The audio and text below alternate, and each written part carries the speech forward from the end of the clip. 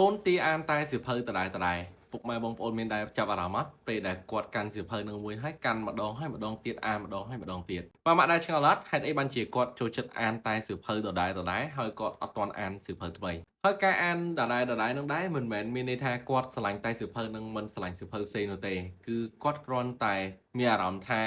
អូខេជាមួយនឹងសៀវភៅនឹងគាត់ចូលចិត្តជាមួយនឹងសៀវភៅនឹងដែលធ្វើឲ្យតាក់ទាញចិត្តរបស់គាត់ ហើយមិនត្រឹមតែប៉ុណ្ណោះសកម្មភាពហ្នឹងឯងដែលជួយពង្រឹងនៅសមត្ថភាពនៃការគិតរបស់គាត់គាត់កត់ចំណាំងតាំងពីអក្សរហើយអញ្ចឹងដែរមិនមែនត្រឹមតែចេះតែអក្សរទេបាទគាត់ចំណាំតាំងពីរូបភាពសកម្មភាពនៅក្នុងទំព័រហ្នឹងដែលគាត់កំពុងតែមើលហ្នឹងគឺការផ្ចង់អារម្មណ៍របស់គាត់រៀនកត់រៀនចំណាំរបស់គាត់ខ្លួនគាត់នៅក្នុងខួរក្បាលរបស់គាត់នឹងឯងហើយជានិច្ចកាលប៉ាម៉ាក់នឹងអាចសង្កេតមើលបានទេពេលដែលគាត់អានលើកទី1គាត់ឃើញផ្សេង អានលើកទី2គាត់នឹងមានសកម្មភាពផ្សេងអានលើកទី3គាត់នឹងធ្វើអីផ្សេងឧទាហរណ៍ថាលើកទី1គាត់គ្រាន់អានយើងអានមួយគាត់ចឹងទៅលើកទី2គាត់ចាប់ផ្ដើមចាប់អារម្មណ៍អញ្ចឹងទេប៉ាម៉ាក់ឬក៏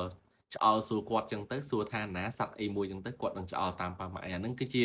វិធីសាស្ត្រនៅក្នុងការនិយាយក៏ដូចជាបង្រៀនគាត់ទេប៉ុន្តែអ្វីដែលគាត់សង្កេតហ្នឹងណាពេលខ្លះគាត់ទាញសៀវភៅហ្នឹងមកគាត់មកប្រាប់យើងហ្មងថានេះតួអង្គនេះឈ្មោះអីចឹងទៅបងតុលាអីចឹងទៅ អញ្ចឹងដែរសៀវភៅនៅតែជាសៀវភៅអត់ផ្លាស់ប្ដូរទេប៉ុន្តែអ្វីដែលផ្លាស់ប្ដូរនោះគឺកូនរបស់ប៉ាម៉ាក់